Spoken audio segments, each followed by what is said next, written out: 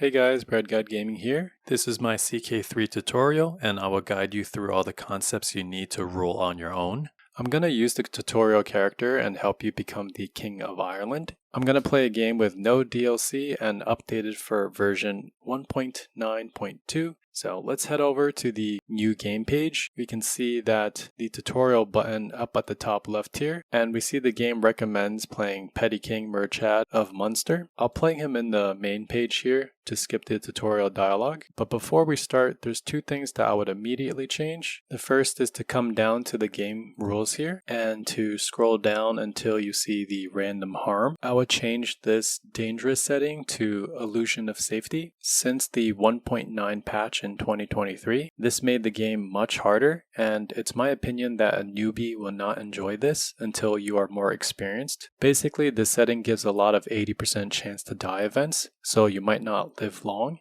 and an inexperienced player might not really like this at all. So we're going to just click apply. We're going to hit start, and before we start, let's hit escape, and then we're going to hit settings. We're going to go to game. There is the tooltip mode. If you hover your mouse over some words in this game, a nifty tooltip will pop up over here. The default is timer lock, which locks this tooltip after a few seconds.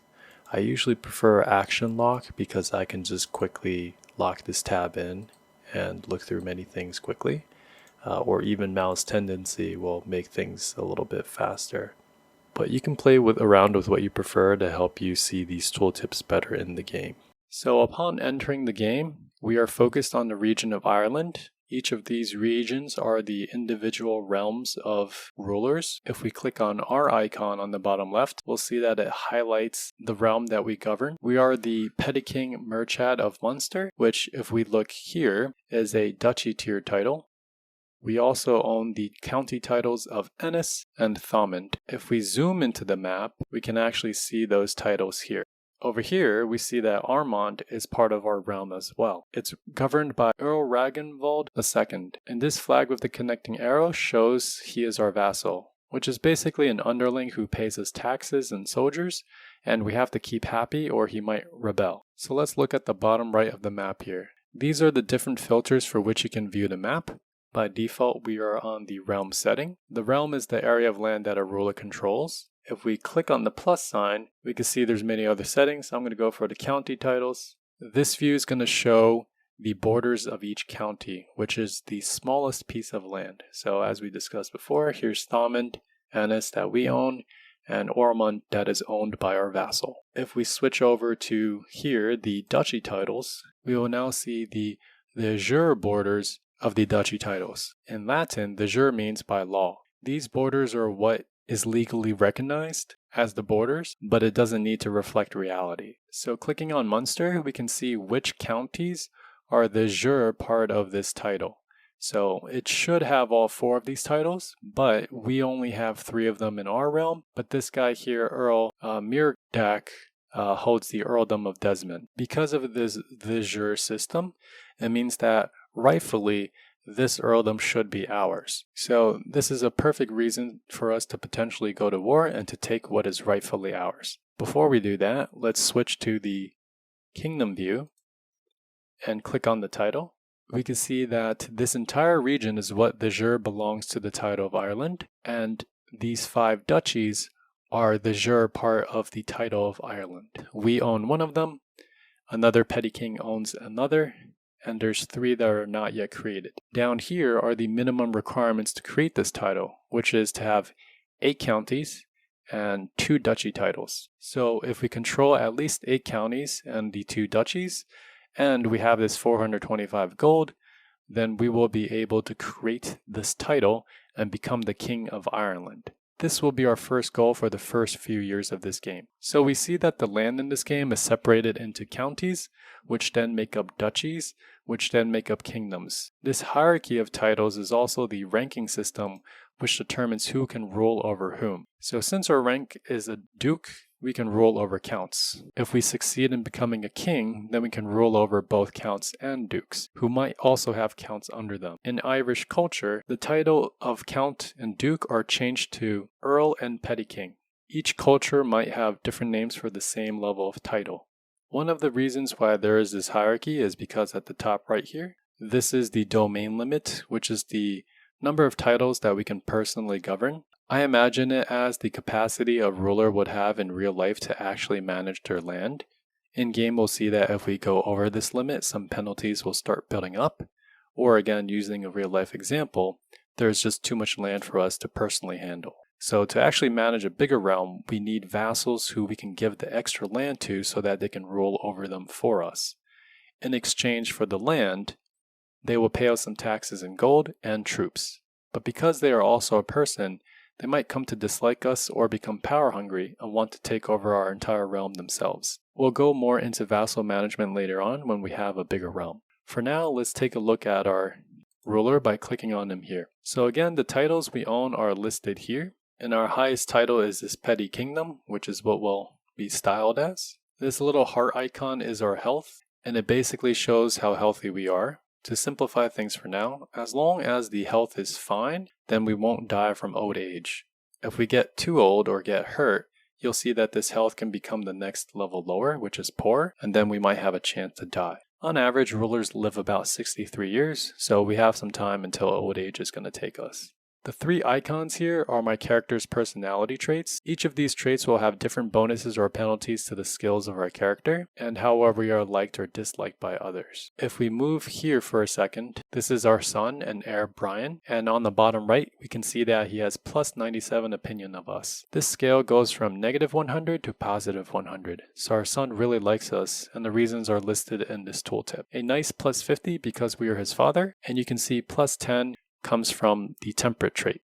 Next is the education trait, which each character can only have one. This is the trait that we get as we go through school as a child. So as a child, we were taught in the art of war, so we earned this trait. I don't have a kid right now, but I'll show you how to educate your children later. This trait will give us two things: a nice bonus to the relevant skill stat, so plus 6 to martial, and 30% increased martial lifestyle experience. Because we are a good tactician, we can learn martial or military things a little faster. I'll come back to this in a little bit. This trait is the commander trait. This is reckless and it'll let us roll a higher maximum, but also a lower minimum. We don't have any other traits on this character, but they will normally appear in this section. Below these traits are the actual skills that we have, and each of these represent how good our character is at that particular field and can influence events and different tasks. There is diplomacy, which affects the opinion of others and how we manage relationships. We can see that our skill is poor, so we actually lose some prestige and opinion. Next we have martial, which is how well we can command our armies, which we are excellent at. There is stewardship, which is our ability to manage personal lands and collect taxes. We can see it increases our domain limit by 1. It's going to be 1 for every 6 points. Intrigue affects how well we can scheme or imprison others. Learning will give us monthly piety, which is a resource, and also affects technology. And finally, prowess is our personal combat ability and is used for duels and if we were a knight. Most of our skills will be average or poor for a while until we do certain things to make ourselves stronger, so don't worry about it too much for now. Now that we have an idea of what each category is, I'll point out these 3 arrows which can appear on the character screen here or down here on the left. This will take us to the lifestyle section. Each character will be able to choose 1 of 5 lifestyles, which are characterized based on the character skills. Within each lifestyle, there's going to be 3 focuses that you can pick from. The focuses will provide different but specific bonuses for the overall category. Like in this martial tree, we can pick between strategy, authority, or chivalry. Each will have different stats we gain, so let's go with the authority focus for now. It's going to give us plus 1 martial, some dread gain, and also control gain. Once we have picked the focus, we will start gaining monthly experience, which is 25 base experience points. It's going to be increased because we are a skilled tactician. You can see up here that we need 1000 XP points in order to earn a perk point, and for us it's going to take about 3 years. Once we have hit 1000, then we can spend this perk point on any of these perks in this tree. Each perk point will give us some nice bonuses, with a strong permanent trait available at the bottom of the tree. You can see that we already have some perks unlocked, and that's because we are 39 years old, and characters start gaining experience once they hit the age of 16, which is adulthood. Coming back to the main page, let's discuss the resources in the game. You'll be able to see a ruler's dread, gold, prestige, piety, and also military strength. You can also see your personal stats up here. Gold is used for almost everything in this game, from constructing buildings, training and maintaining armies and mercenaries, and bribing other characters. If you hover over this, you can see the breakdown of how we earn money and also how much we need to spend on our military. Prestige is a measure of our respect and is used as a resource to perform certain actions. We can also see that there are different tiers of fame, which will give us bonuses to knights and opinion, and also certain actions will require different levels of fame. There's a slight difference between the words prestige and fame, which I'll explain later. Piety is similar to prestige, except it is for religious standing. It is also a spendable resource and has different tiers that gives us opinion with clergy and also similarly required for different actions. Renown is a measure of how famous our dynasty is and will affect how much prestige our children will get, how much of a long-reign bonus we get, and also how ideal our members are for marriage. Let's return to our character down here, and we can see our close family members, like our children, our siblings, our grandparents. If we had any relationships with lovers, friends, rivals, and wards, it'll show up here. The courtiers here are the characters that are in our court, and they can be our knights or our council members. And this last page is a quick view of the vassals in our realm, which again is just Earl Ragnvald at this time. We're going to find a wife for ourselves using the Find Spouse option here. There are filters here that you can sort for almost anything, and if it's not listed, you can type it up here. Like if I wanted to find a pretty wife, I would type it here and click it, and you can see they're going to have some candidates pulled up here. You can also use this drop down to sort in a few different ways, or you can click on the attributes to sort by that specific skill. This game is cool because your child's appearance will also be based off of the parents, and there are many genetic traits that can be inherited, like pretty or delicate. Marriages are primarily used to produce children to inherit our titles, secure alliances with powerful realms, or marry persons with good traits to breed super soldiers, and finally to increase our own attributes. There are other reasons as well, like spiting a rival, but you'll find out for yourself later. So in our situation, we already have a son and heir, so my main reason to get a wife now is to help our goal of forming the Kingdom of Ireland. I can use this marriage to either secure a powerful alliance or to help with more skills. Let me sort by relevance. So this Find Spouse page will quickly show you if a marriage will result in an alliance by the flags that show up here, and you can see it says potential alliance when we hover over it. The coat of arms with the plus sign means that the person has a claim to these titles and you can fight for these lands, but we'll go more on that later. If you click on this person, it'll bring you to the preview page, and you can again see that it says you can secure an alliance down here. Each marriage will also have a chance of children, and it will show if there's any congenital traits that can be inherited, and it will also let you know which house the children will be born in. More on that in a second. Since we need to conquer Ireland, I'm going to recommend a wife with the highest amount of stewardship. We are lucky here because she has a good congenital trait. This is going to give us a huge health boost for our children, and they will be born stronger and healthier. So I'm going to accept this marriage. To allow time to pass in this game, you're going to come down to the bottom right here, and you can click the button for time to pass, or you can hit the space bar. The date starts on 1066 in this chapter, or you can also start in 867. Both start dates are going to end in 1453. So let's let some time pass.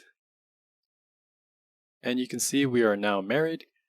And if we go over to the council page here, we'll see that there is a spouse position and that they are currently assisting us and giving us some skill levels based on her own skills. I'm going to change her to manage domain so that she can help me earn more gold and also increase my domain limit. You can see that she increased the limit from 1 to 3. And looking up here, you can see that we get +2 for being a duke, +1 for being Irish, and +3 for our stewardship.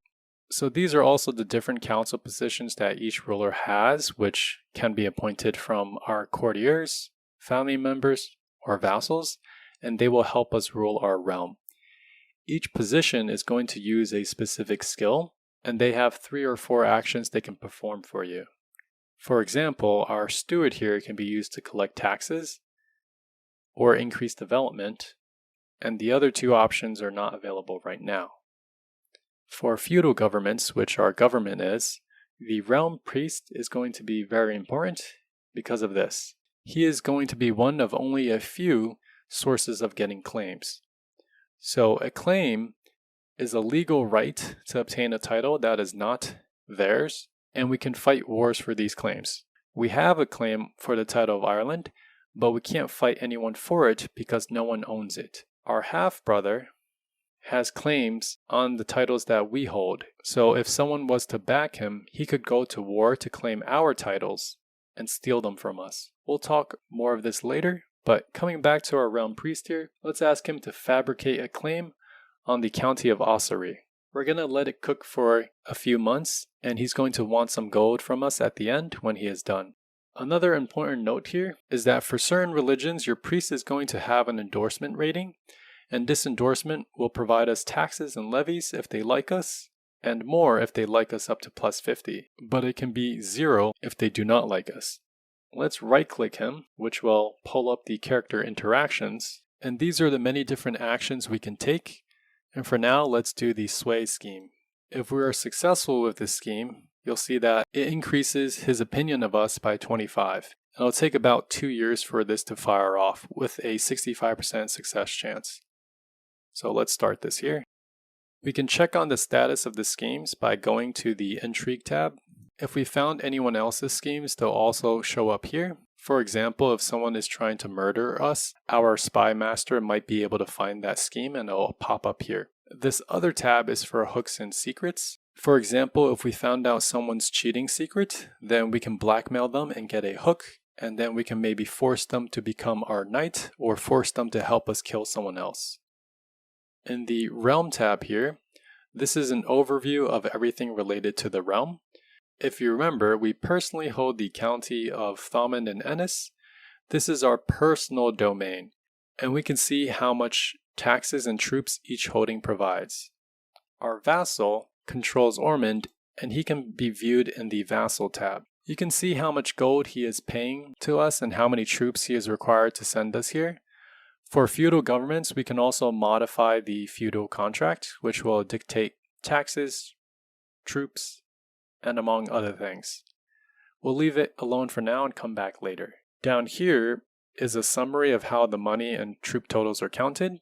Most of our power, as you can see, is going to come from our own holdings. So we want to always be holding as many as our limit lets us. This will be step 1 in making ourselves stronger, so let's aim for 6 personal holdings at least. Up here is the crown authority of our realm, and there are 4 levels with each providing different new powers for us. In the first level, our authority is autonomous vassals, and we get a positive opinion bonus with all types of vassals. At the next level, you see that the vassals are now at a negative opinion. This is because we now have more powers like revoking titles or retracting vassals. So as authority gets higher, we get more powers, but our vassals also like us less because they don't want us to become a dictator. We'll increase our power for now, since I'm going to use some of them soon. It's going to cost us some prestige to pass this law. The last page here is probably the most important page, since it details a realm succession. In this game, although there is no way to win, there is also a guaranteed way to lose, and that is to die without an heir of your dynasty. We can click on our coat of arms down here, or in our character page here. It shows us which house we belong to, and also which dynasty we belong to. We can see that we are the head of both. If you click here, we can see which members are alive right now. Any of these green drops will signify that they are part of my dynasty and also part of my family. Versus a green tree will signify they are a distant relative that is still part of my dynasty but not a close family member. Back here, a red drop just means that you are related to them, like my grandmother, but they are not part of my noble house. So right now, if I die, my son will inherit everything, and that means our game will continue. But if our son was not part of our dynasty, like if he was born on his mother's side, then we will lose instantly. If you click any of the titles that you hold, you will also be able to see an extended succession line, and we can see that even if our son dies, there are brothers and nephews that can take over, and our game will still continue since they are part of our dynasty. So super important to check on, but I'll talk more in depth later when it matters. This tab here is for regencies, which is another character who will rule over your realm if you are a child or an incapable adult, but I'll talk over this at the end when it matters for us. For now, let's appoint my son, who is a selfless man, so we know he probably won't steal from us. The military tab here has all our military information. Our total army count is listed here. Our army consists of levies, which are weak conscripted peasants that deal 10 damage and have 10 toughness and no pursuit or screen. We also have our powerful knights, who are either our courtiers, our vassals, or our family. Their prowess skill determines their fighting power. So male Isu here has a prowess of 11, and he will do 100 damage per point, meaning he'll do 1100 damage. And he'll also have 10 toughness per point, or 110 toughness. So you can already see that he is very strong in comparison to all our peasants combined. Another good tip here is that you want to look for your son and heir, and you want to forbid him from being a knight. Otherwise he might die in the battlefield, and now your succession can be in jeopardy. So let's tell Brian to relax at home. Down here are men-at-arms. These are trained soldiers that we pay on a monthly basis to serve us. We can see their stats here, and they are much better than peasants. They can also have terrain advantages or disadvantages, and will also counter other types of men-at-arms. You can see that having a strong men-at-arms force and knights are going to be very important in the early game. The unraised maintenance is how much we spend when they are not used for war, and the full maintenance is when they are raised for war. If some of these troops die during battle, they will automatically reinforce if you have this enabled, as long as we have the money to pay them. We can also preview the total cost for unraised and raised army members down here. So 1.5 from levies and 2.4 from men-at-arms, versus 0.8 is the unraised men-at-arms. Siege weapons are different than other men-at-arms as they only provide siege progress, but no damage. We'll see an example of what that means after we start a war. You can also see that they are unstationed. They can be stationed by clicking these arrows and selecting one of your held counties. The county will provide bonuses to their stats like damage and toughness. And if we look at the buildings quickly, we'll see that the buildings in these castles will provide some damage to stationed troops of that type. So eventually, we can fully develop these counties and support elite soldiers. For now, let's just station the troops. So this is a semi-advanced tactic, but I'm going to use our level 2 authority to revoke a title from our Earl Ragnvald. I recommend you always personally max out the personal domains before you give out titles. So I'm really sorry, Ragnvald, but I need your land. You can see that he doesn't like that, and he's likely to refuse. We will also gain 20 tyranny opinion debuff, but that's okay for now. You can preview what will happen if he accepts or declines here, and veto is if we have a regent running our realm. Before I do this, let me just double check his military. He's got way less troops than us, and more important, he has less men-at-arms and knights than us. You can also check which types of men-at-arms he has, and you can build counters for him from your men-at-arms if you need to. So let's send our tyrannical request. We're going to go back here and click on this rally point. This is going to determine where our troops can be raised. For now, we're going to leave it at our capital, and we're going to hit raise all here. You can also preview how long it's going to take for them to raise. Since I know he's going to refuse my demand, I can preemptively raise my troops and be prepared to attack him. Now watch as our army size is going to decrease once he rebels, and therefore refuses to give us troops. So let's unpause. Here's a wedding event. We just got married to our petty queen, and we can choose to get prestige or money. I'm going to choose money for now. I'm going to also send my soldiers by right-clicking, and we can see that he has declared war on us. So when important things happen, the game will automatically stop. So you see that 84 levies have deserted because they are the Earl's troops. Once the war has started, we can click on this tab to see what the conditions are. It will highlight the two sides with my domain in blue and his domain in red. We can see that the war is described as a tyranny war because of my actions. And we can see the first thing here is the war score. The war score ranges from -100 to +100. At -100, we will be forced to surrender. And if you click here, you'll see that we will be deposed from our rule and our son would instead take over. White peace is to declare a truce. You can ask for this decision if you hit at least 30% positive war score. And lastly, if we reach over 100% war score, we can enforce our demand and imprison the Earl. We can gain up to 50% of the score from battles and up to 100% of the score from conquering his lands. So returning to the war, I'm going to let some more time pass. You'll see that my troops are now sieging the capital, and I know it's the capital because his house banner is here. You'll see that the top progress here is the siege progress. This castle needs 250 points before I could take it, which is about 6 months. Down here to the left, we can see the daily siege progress is 1.3, 1.0 is the base, and 0.3 is from the siege weapon men-at-arms.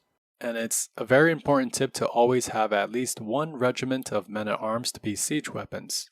Otherwise, your wars might take forever. Sometimes if you have enough siege weapons, you can blitz the enemy and conquer their lands before they can even respond, especially useful if your army is smaller. Another factor to consider here is that your besieging army needs to have more troops than the enemy's garrison. You'll take monthly attrition from holding the siege, so make sure you have more than the garrison.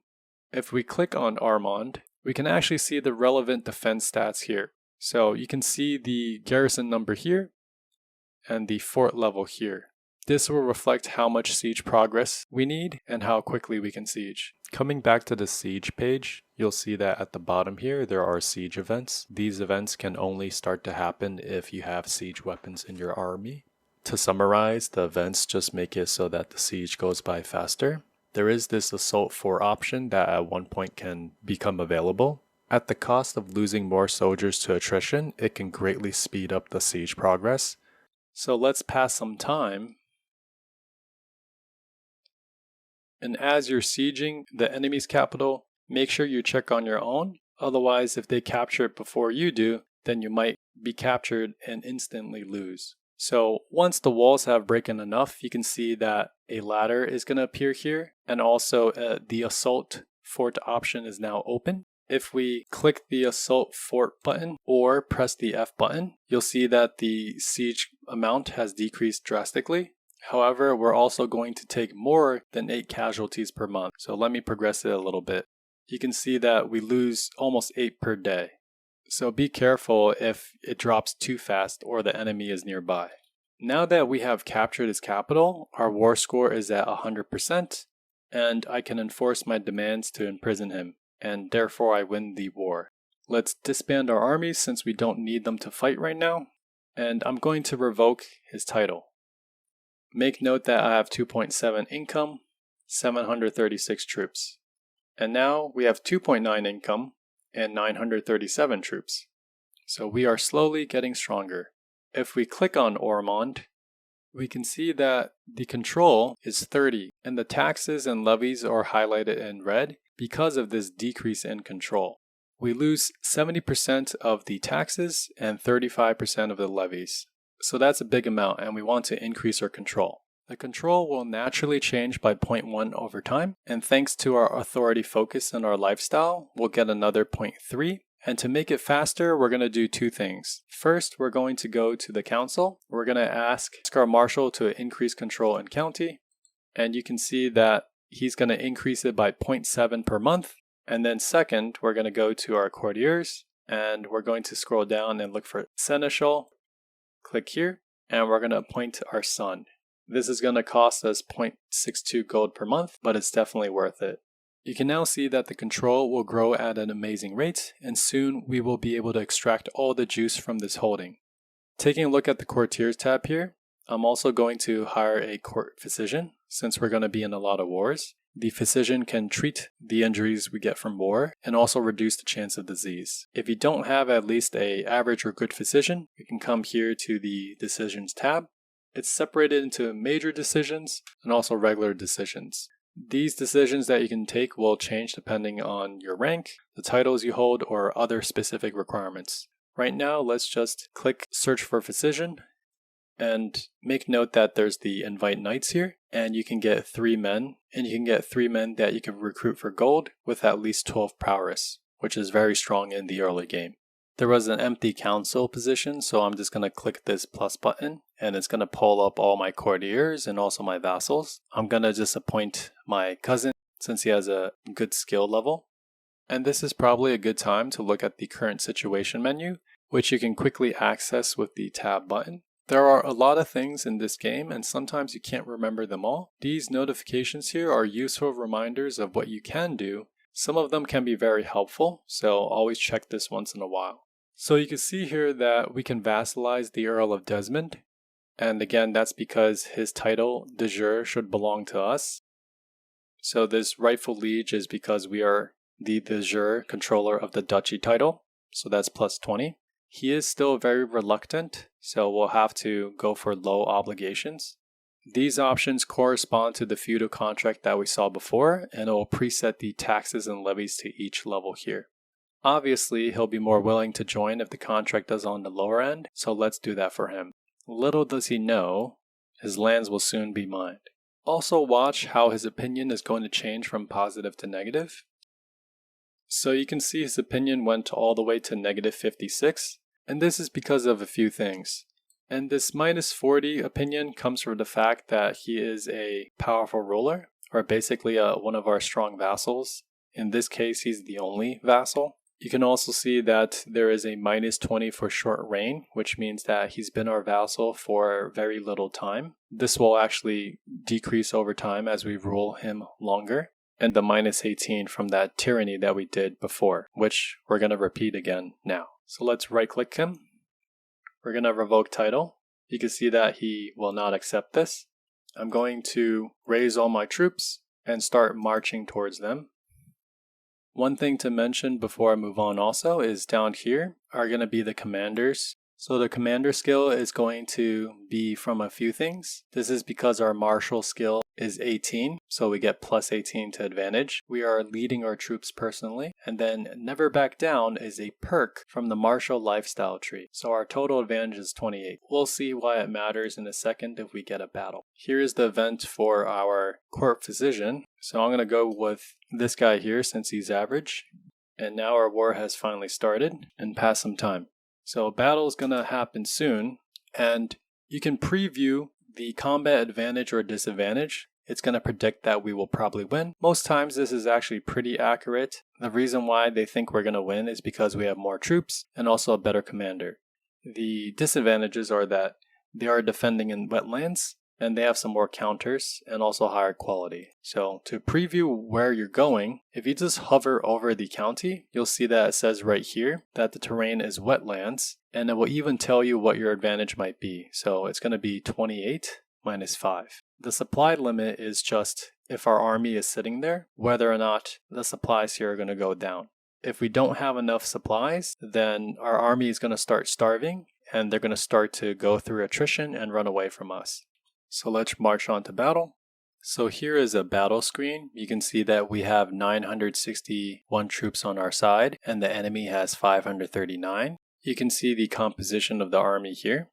The battle is going to go through a few phases. The important things to know are if you manage to damage them enough in the early phase, then you will effectively kill every soldier, versus if you don't do enough damage, then there's going to be a retreat phase and the enemy will be able to run away and survive with some troops. Down here is the advantage. We're going to see that each phase is going to have a role which will affect our advantage, and advantage basically, as you can see, will increase our damage by the difference. So since we have 3 in our favor, our damage is increased by 6%. So sometimes if you have a really strong commander, or if you are in, let's say, wetlands or somewhere very defensible of a terrain, you can actually increase your damage by a good amount. So let's progress the fight. You can see that they are now in the early battle phase. we have an advantage roll, so we are doing a lot of damage. It's now the late battle phase and then the aftermath phase.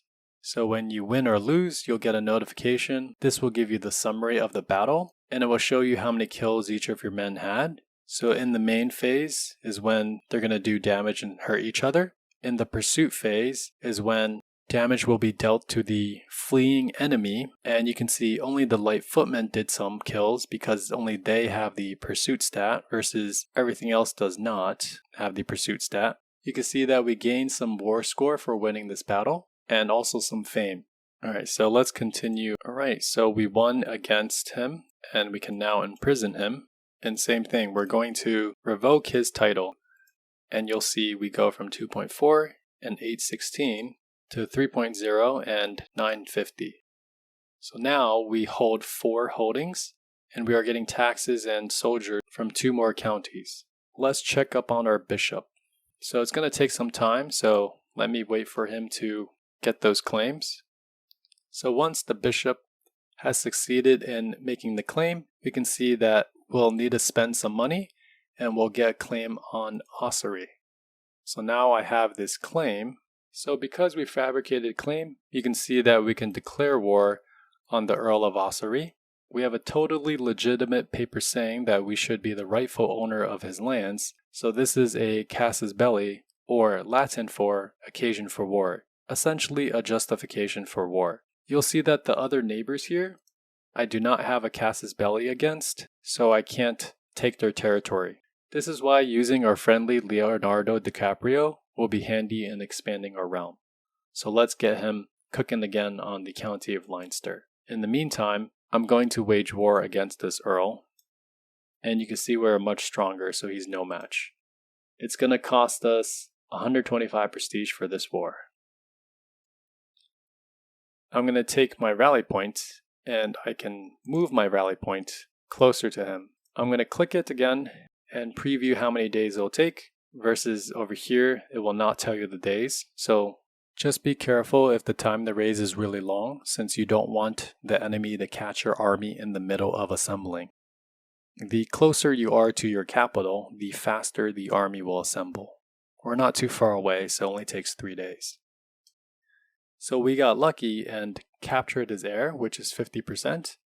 And we also destroyed his army in the battle, so we gained the maximum 50% war score, which we can also see from here. We got 50%.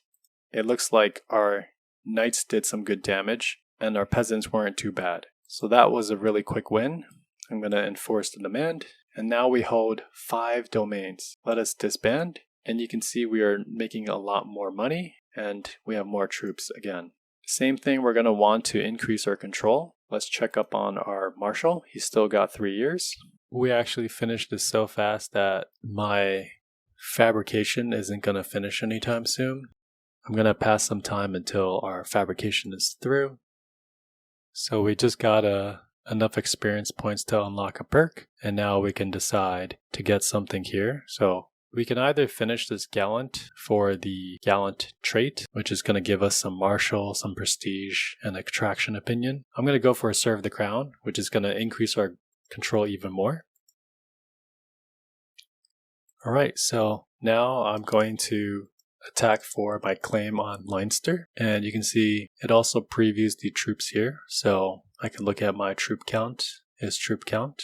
I'm going to spend the prestige here, and we can also click this to see what's going to happen. And he becomes my vassal actually. So let me rally here. 4 days, great. Then I'm going to click and let's go to war. We're going to probably win here. Alright, so we've captured him. Now a trick to do here is because we have the full occupation, we have 100 war score. We also have 100% for capturing the enemy leader. Now I can right click him and actually ransom him. So because he's in jail, I can offer him freedom for 50 gold. And if I send it, he's going to accept. But the key here is I still will be winning the war because of that occupation score. So he's free now and he's paid us 50 gold. And we are still winning because of this occupation score, even though there's not this. So sometimes if you control everything or it's a one county fight, you might be able to take advantage of this to get some extra gold. Okay, so now we have 6 out of 6 holdings. This is great. So I totally forgot to fabricate a claim for Dublin, so we're going to have him do that. Make sure you fabricate as you're fighting. All right, well, in the meantime here, I'm going to talk about the holdings. So inside each holding here, you can see that there are a few slots here. These are the slots that you could build a holding. So we have a castle right there. There's a city over here. And there's 2 slots where we can build something else. So another castle, a city, or a temple. So we actually have to build one of each before we can build another city. So taking a look at this castle, it's going to have the main castle, and you can upgrade it through the different levels. And it's going to provide tax, levies. Loot is for if someone raids this holding, then that's how much money they will steal from this holding. It's not going to be stolen from our gold, but rather this direct holding. Some of the buildings you could build could be like fishing net weavers for some extra gold and development, hunting lodge for some gold and hunting chance and some troops. And then there's a whole slew of different buildings we can build here. So you can only build up to this limit here. You can even preview what kind of bonuses they're going to have. And so there's a lot of different things. There's some gold, there's some damage, there's some troops. You can see they all affect certain things. I'm going to recommend that we go with armored footmen in the long run. So we eventually want to build some barracks. But for now, let's just focus on conquering Ireland. Development is a number that will affect bonus taxes or levies. For every 1 point we have, we'll get 0.5% more. So with 8 points of development, we get a 4% bonus to taxes and levies. The county also gets 150 more supplies per point. The growth rate of development is affected by a few factors, and you can see this county of Desmond actually won't increase over time. Some ways to increase this growth include using your steward counselor, going down the steward lifestyle tree, and certain buildings. It's more of a mid-game thing to do in my opinion, so let's leave it alone for now. So I passed some time and I got a notice that the fabrication was complete. And before I forget, let me get my priest on the next fabrication. And now that we have a claim on Dublin, I'm going to attack for it. So same thing as before. Move my rally point closer, raise my soldiers, move them in, and watch them smash them up.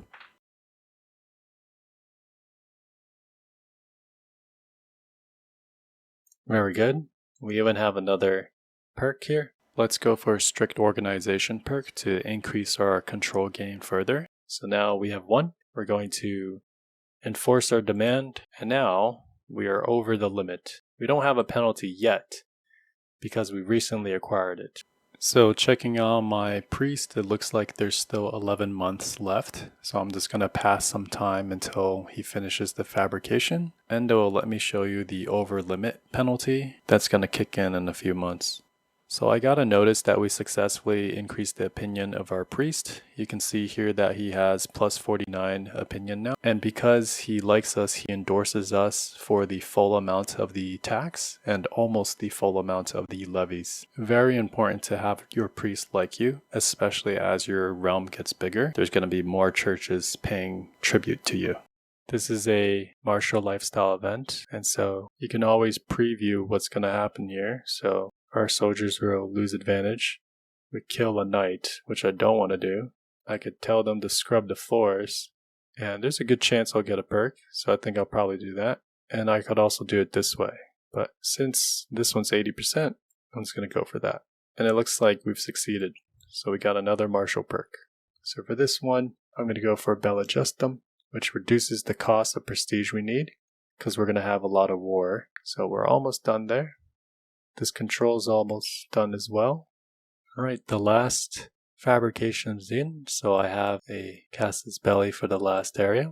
I'm going to declare war for it. Alright, so this is the final piece we need for the Kingdom of Ireland. Alright, so now we have the full counties. You can also see that we have a penalty for holding too many titles, and this is just for being 1 over. When it's 2, it's going to be minus 20, minus 40%, and minus 40%.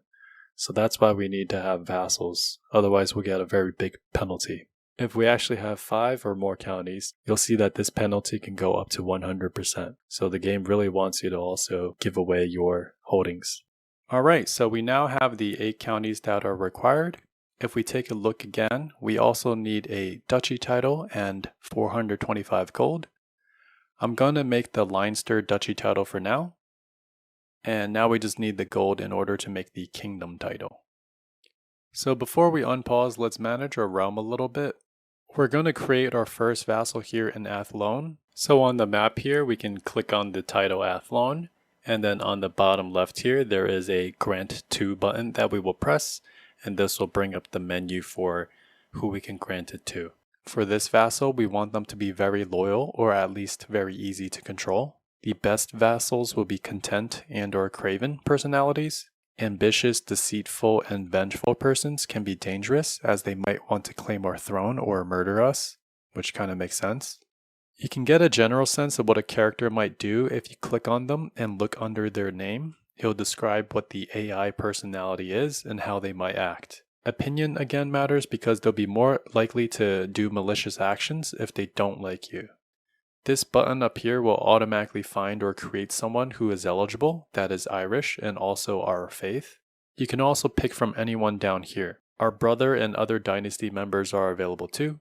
Siblings can be an okay choice since we can create an alliance with them, and therefore they can't rebel against us, but they can also grow in power and claim our kingdom one day, so be careful. I'm going to save my brother for another time and look for a content or a craven vassal. First, make sure they are Irish culture and our insular religion, so we don't get these negative opinions for being different culture and different religion. Sorry, diversity officer. I like content a little better since they make better knights compared to a craven character. Alright, so no content characters. Let's search for craven characters.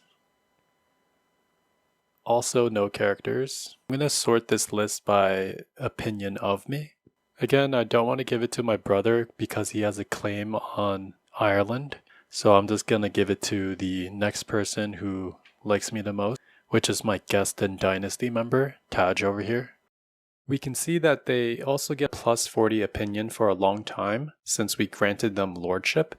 Let's investigate the vassal tab and see how much tax they are paying to us. Unfortunately, they have low control, so no taxes really, and only a trickle of levies. Once he gains control over the holding, we'll be able to collect more taxes from him. He'll have to increase it on his own, however, since the control is now dependent on his stats. As you can see, he only gets 0.1 per month, versus if we mouse over here, my character gains 0.9 control in Dublin.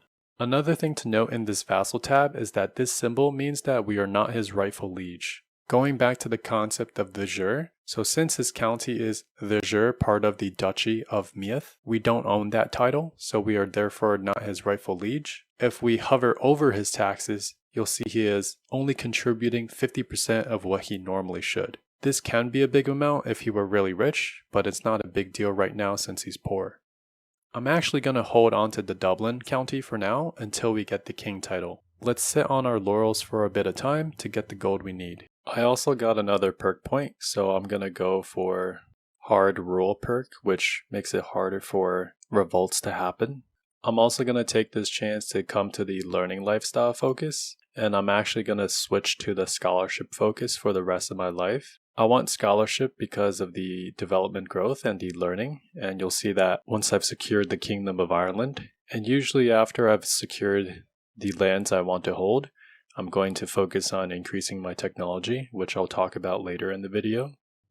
Alright, now that we have enough gold, we can create the Kingdom of Ireland title and declare ourselves the rightful King of Ireland.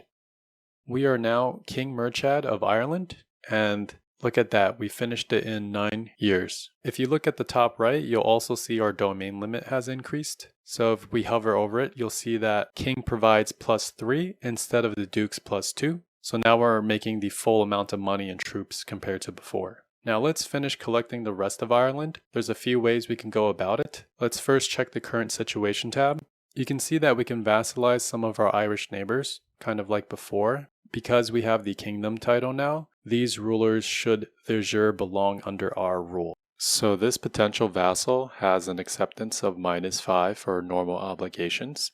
But you can see if we change to low obligations, it will give him a +30 bonus and he would accept that. However, I would rather him start with normal obligations, and the -5 acceptance is not too hard to overcome. Two easy areas to increase here are the powerful vassal's opinion and the opinion of the Earl himself. For his opinion, we can send him a gift with the character interaction page, but we can't actually right now since we're poor. We can also use a sway scheme to increase opinion, but that's going to take some time, and in that time he can be conquered or become someone else's vassal. Not very likely here, but if we look at these other neighbors here, you'll see that this guy is actually at war, so I can't offer him to become a vassal, so his future fate is in the air.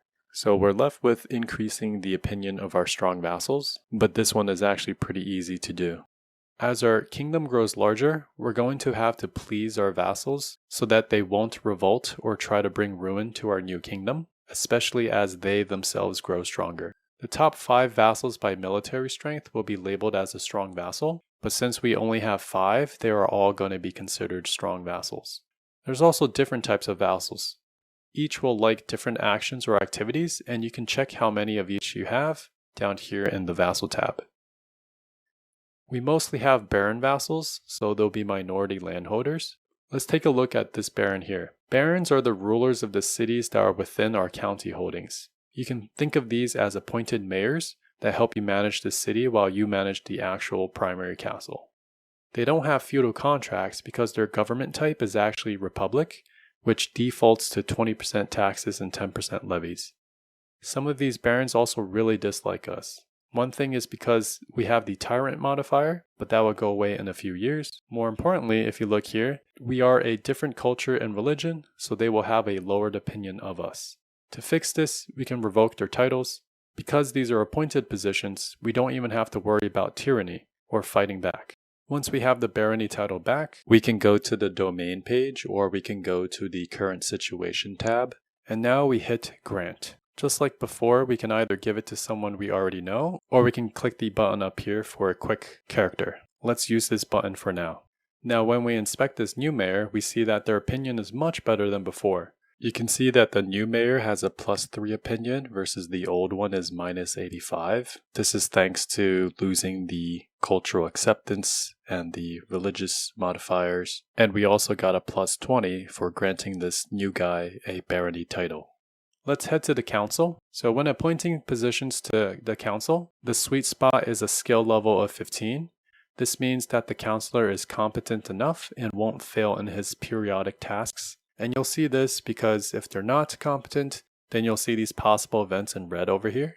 If you're not too powerful yet, I would usually recommend putting your strong vassals on your council to please them, but in the future when you are very strong or have lots of opinion modifiers, you can just ignore them and put whoever is the most competent onto the council. The only position I will be always selective with is the spy master. We always want the spy master to have a positive opinion of us and to not have the ambitious trait. Otherwise they might plot to kill us or claim our throne. Let's click on the circular arrows here to select the new spy master. This list automatically sorts your powerful vassals to the top, which is indicated by these red fists. They are red to tell you that they are not on the council, and they'll turn brown once they are. Between the 5 of my powerful vassals right now, we can see that only 2 of them actually like us. But when we appoint the others to the council, it will remove the -40 opinion penalty. Between these 2 positive ones, I'm going to put Mayor Domino here just because Earl Tag already has a pretty good opinion of us. You can see that once I did that, the mayor's opinion jumped to +53. Let's appoint the other powerful vassals onto the council as well.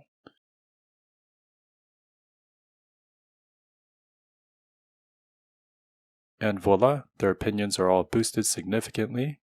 And if we come back to our Irish neighbors here, you'll see that now when we offer vassalage, they are willing to accept the normal obligations.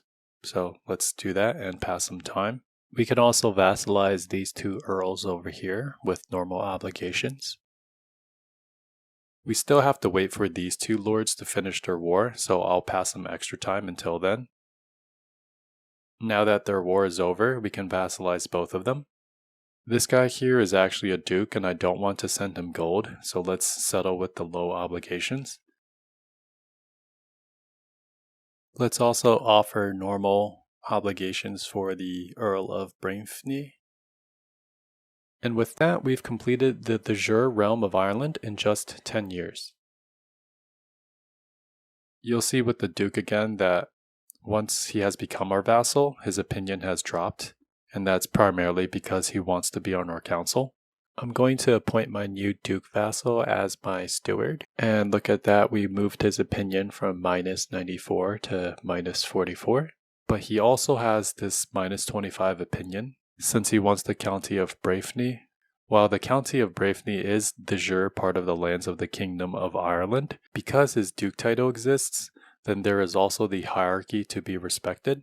The current situation tab will also remind you if you need to grant any rightful vassal situations as well. So let's just do that. And you'll see by granting him this earl, we not only fixed that -25 opinion, but he also gains this +40 opinion for getting a vassal. This will also fix the rightful liege tax penalties before, since we now follow the correct hierarchy. So we completed the de jure borders of the Kingdom of Ireland without any bloodshed, but let's just say in your run through you can't offer vassalage to everyone.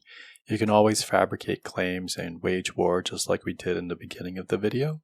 And now that we're here, I'm going to just go over some other important game mechanics that I think you need. And I'll also take you through to the end of King Murchad's rule and go through what a succession looks like, and also talk about Crusades, which is the namesake of this game. If we click on her daughter here, we can see that she is missing a lot of traits. Instead, she has this childhood trait called Charming, which will disappear as she becomes an adult. I mentioned educating our children before, and we can do this by right-clicking her and selecting this Educate button. The game is going to default to having us as my daughter's tutor, and I'm going to just hit Accept over here. I can also select the education I want to teach with this icon here. We can see that she is currently studying Intrigue, and that she's going to do well with this education. This is because she has the Charming trait, and if we click on this button, we can change the type of education, but only once per character. You'll see that 2 out of 5 she's going to do well with, and 1 out of 5 she's going to do poorly with. I want her to be a spy for me in the future, so I'm going to leave the education alone. So since someone is tutoring her, there's a higher chance that she will have a better ranking education trait. There are 4 levels of traits in the game, and just having any tutor can promote the trait from level 1 to level 2. There's an even higher chance if we are also trained in that education, if we also have a high intrigue, and or if we are genius or similarly smart. I might not be able to get her to level 3 or 4, but that's okay. When you tutor your kids, you also get to decide which personality traits they will have. If you don't tutor your own kids, they can be sent away from the safety of your own court and have a higher chance to be murdered. When possible, I recommend tutoring your own kids, especially your primary heir. So the next thing I'm going to do here is I'm going to go show you the culture of my kingdom, and you can see that it is Irish mostly everywhere, except Dublin itself has Norse culture.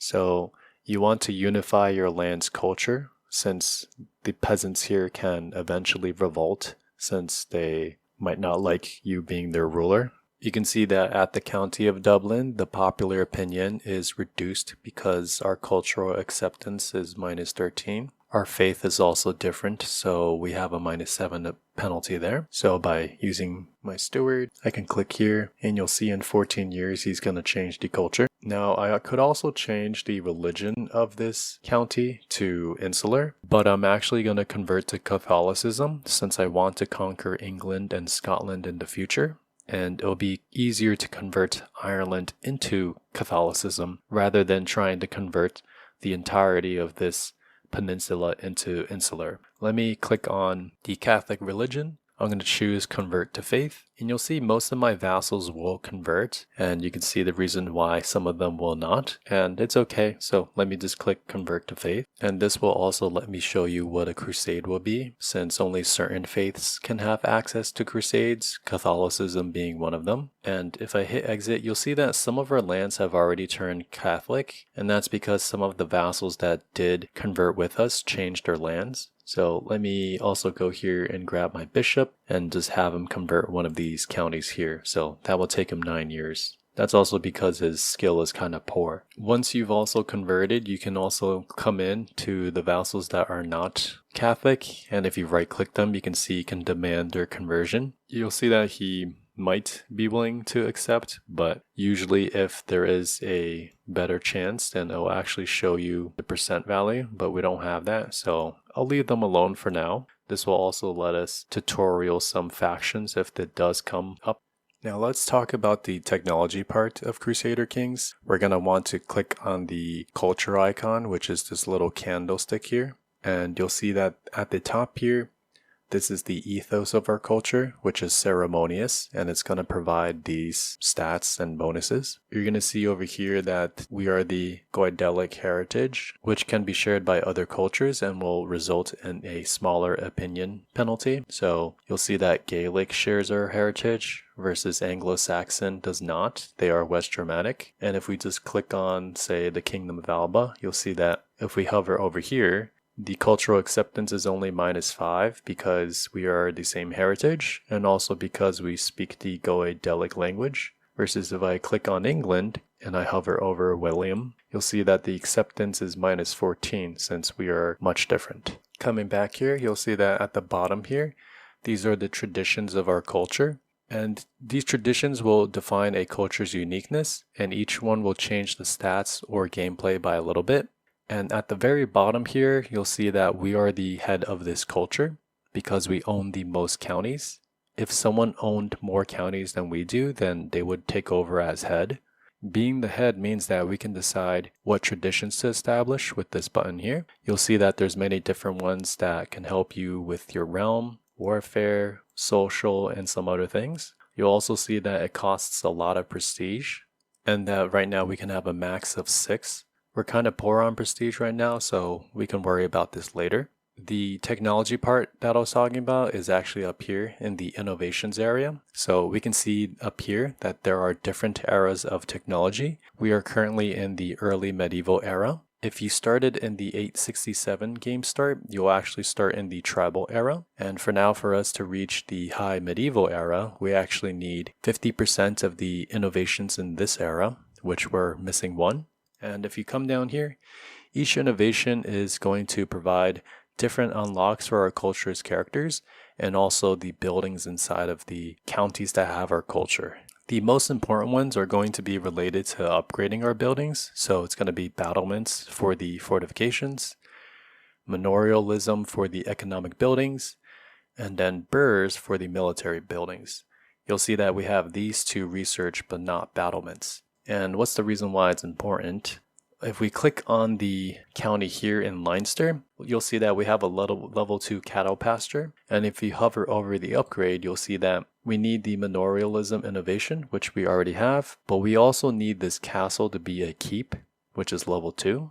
So if you come over to this castle here and click it, you'll see we're at the level 1 mott. And in order to upgrade it, we need the battlements innovation. So normally the order of what you research is going to be, you want to research the fortification first and then get the 2 others. But since this was already the setting for when we entered, let's go research battlements. So if we take a look at battlements here, you'll see that it's going to naturally take 385 years. But if we click on it and it becomes our fascination down here, then you'll see that it's been drastically decreased to only 58 years. And you can decrease this even further if you have more learning, which it reminds you with the symbol down here. And another thing you can have is if we come here into the focuses, so in the learning tree, in the middle here, the scientific perk, this is the one perk that can give you more fascination progress. Yeah, and that's it on technology. So let's come to the succession page. At the top here, we see that our succession law is Confederate partition, meaning all children inherit equally. This means our holdings are going to split up and therefore our children will be weaker with each new generation.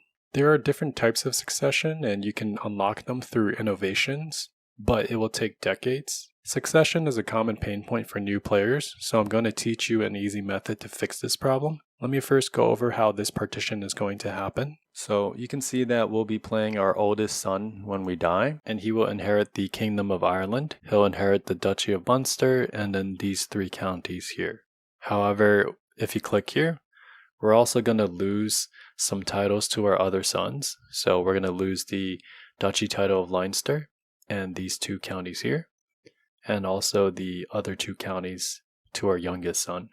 So we're going to use an election trick, which is commonly Googled by newbies. If we come over to the title of the Duchy of Munster and click on it, you'll see that up here it says realm succession, and this title will be inherited by our default Confederate partition. However, if you come over here to the Add Laws tab, you'll see that there's going to be different elective styles of laws that you can use to pass on the title. So the ones we're going to care about are the feudal elective law and the tanistry elective law. And the difference between the two is that tanistry requires Goidelic or Brythonic heritage, and the nominees can be anyone from the dynasty, versus for feudal elective, you can be any culture, and the nominees are going to be close family or among the vassal voters. In my opinion, tanistry is stronger just because it won't risk a non-dynasty member from inheriting. So the thing with these election laws is that as long as we hold every county ourselves, there's going to be no other voters except for ourselves. And the second important part is that the title and everything de jure under it will transfer completely to our nominee. So 3 hips for managed democracy. Now the only hard part is to get the prestige required, which is going to be 1500. And we want to do this twice for both of our duchy titles. So we're going to need 3000 prestige. So another good part is that once you add a law, it's going to stay on the title permanently, and there will be an option to remove it, but as long as we hold it, then it will permanently stay on this title. So right now our goal is to get the 3000 prestige, so I'm going to show you a few ways you can get some prestige. So first, if we come to this little goblet, it's going to be the activities tab, and you'll see that there's some activities we can host. The first one here is a feast, and you'll see that for feast we can gain some prestige, we can also gain some opinion with our courtly vassals, and we can also lose some stress and also get opinion with other people. So let's host this one first. It's going to cost 290 gold, so let me come back when I have some more gold. Alright, welcome back. I have enough gold to host it, so I'm going to click Plan Feast, and we're going to click Confirm here. So a bunch of little icons are going to show up on the map. So you're going to see that your holdings are highlighted, and there's going to be some locations that can give you a discount. So I'm going to host one in our capital. You'll see that there are some options down here, but without the Tours and Tournaments DLC, we can't really change anything. So we're going to leave it as is. Let's hit Start Feast, and you'll see that this event notifier is going to tell me that we're going to start soon. And look at that, we already got 35 prestige. So let me run through this event, and it's also going to take some time for all the events to unfold. So I'm going to pass some time until the feast can start. So I got one of the events to pop up for my daughter's education. You can see that occasionally she's going to have an option to select one of 3 traits. So the first option is going to give you this temperate trait without any stress gain, versus the other 2 options. I can have her become diligent instead of temperate at the cost of 30 stress. And then the third option would be for gregarious instead of temperate. So I like temperate, so I'm going to let her choose the first option. All right, so now our feast is beginning, and you'll see that there's going to be some events that we can host. So I'm going to let the days. All right, and there's another option here to get some more prestige. And it looks like we can lose some stress, gain some opinion and some stress, or again, get some more prestige. We're going to go for that. And over here, between the 2, looks like I'm going to have her spend the prestige instead of myself. Alright, so enough of the events have happened, and the feast is done. And you can see that we've gotten 15 opinion with our courtly vassals, and 10 opinion with our non-courtly vassal, and a total of 115 prestige. That doesn't include all the prestige we've gained from all those mini events, so you can see that we are actually at 1600 right now, so that's really good. Alright, now that we've hosted a feast, the next thing I want to do is host a hunt. You'll see that similarly, it's going to give us some prestige and lose some stress. The difference is we're going to get some Glory Hound vassal opinion and also maybe a trophy artifact. And also this hunter trait is really nifty. So this trait, you're going to have 2 tracks that you can level up. And you'll see that as you do more hunts, you'll gain some experience, and then you'll get some nice bonuses. The one thing I also like about this one is that you'll get plus 10 opinion of other hunters. And because most of your vassals are going to be hunting as well, and they can also join your hunt, they're likely going to have this hunter trait, so this is an easy way to gain some more opinion. So I don't have enough gold right now, I'll come back in a bit. Alright, so we're back, I have enough gold, let's click plan hunt, and then sometimes you can go for a legendary hunt. That's going to be a random event if you get a event that says you have one in your realm. Let's just go with the basic one for now. So for the hunts, I could do this anywhere in my realm. It doesn't have to be my own holdings. The more green an area is, the better the success and also gain of prestige will be. So let's go for here. It's going to have +3 from a row sighting, +1 from not having a holding, and then +1 from the terrain. So let's click on this. So when we come to this screen, you're going to see that this is the travel screen, because normally our capital is all the way over here, and we're going to have to travel all the way over to Adrog over here in order to hunt. So the most important thing for this menu is that if you look down at the bottom left here, there's going to be possible danger on the road, and you see that we have 4 high chances of danger, and you want to avoid these. You want to try to get everything to 0, or at the very least prevent the high and medium ones. So the first thing I'll do is click here to hire a caravan master. It's going to auto sort the aptitude for you. We're going to see that my brother is the most competent, so let's hire him for 0.1 gold per month. Alright, that didn't help too much. Let's also take a look at the options over here. I would always recommend mercenary guards because they help with the safety. Cool, so getting a little safer. And then it looks like if you take a look at the map, areas that are white are going to be relatively safe versus anywhere that's color, it's going to have some danger, and it usually corresponds with the terrain. So you can see that this one is not very safe because of the wetlands. And over here, it's also because of wetlands and some county control, versus down here, it's darker green because of the forest, and down here, it's brown because of the hill danger. So since we're mostly going through this wetlands, let me go hire a forder. They're going to give us wetland and floodplain safety, so let's click on him.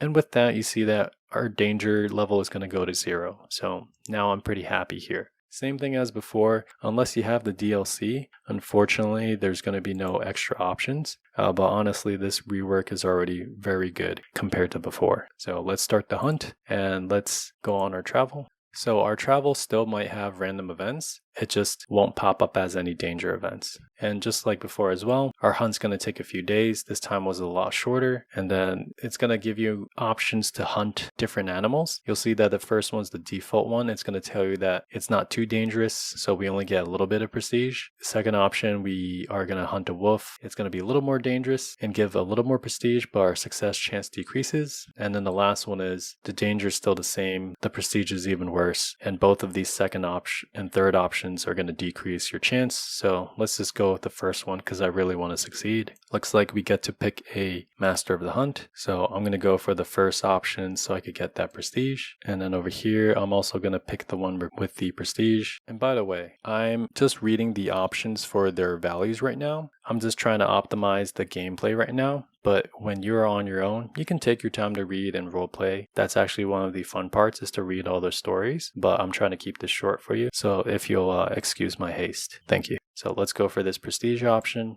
Looks like our marshal wants to talk, but if we talk later, we'll get more prestige as well. And our chances going up nicely. Looks like my huntsmen have a suggestion, and I'm going to go for the more dangerous thing to corner it. Looks like I'm riding along well. Alright, so I'm here, I can shoot it, I can try to use brute force, but there's a chance I'll die, so I'm not going to do this.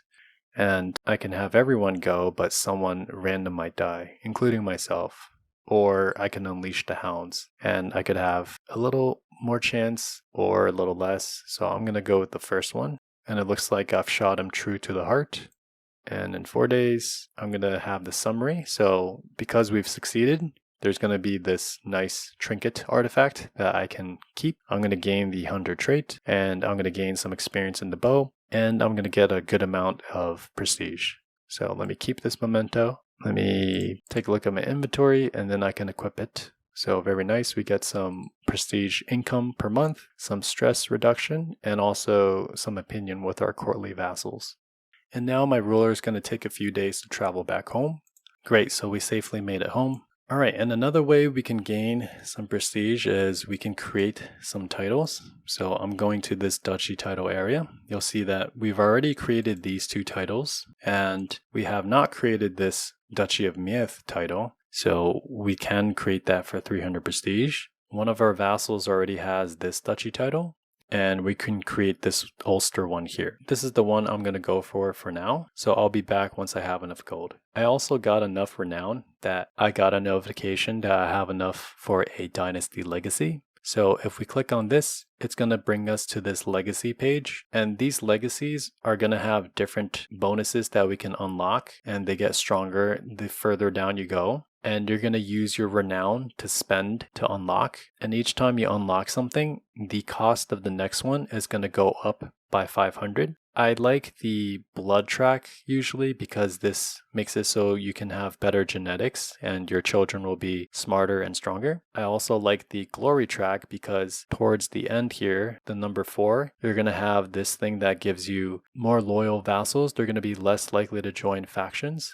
And I also like the kin track, which at the very end, graceful aging is one of the stronger skills in the game. You're going to have more skills as you age, so your stats will go up, and you also don't lose prowess as you get older. These 3 are my favorite, but honestly, everything is still pretty good. For now, I'm going to go down the glory track, and you'll see that the cost up here is now 750 instead of 250. And let's exit out. And again, the renown that you gain is going to be from up here, and you can preview how it's going to gain over here. So we have 15 living members. They're going to give us 0.3 renown, and there's 1 king in our dynasty, which is us. So we're going to get +1 per month. You can also access the legacy again by clicking on your house banner, and it's down here on the bottom left. All right, so I have enough gold to form the title, and so I'm going to use create title, and I will gain the 300 prestige.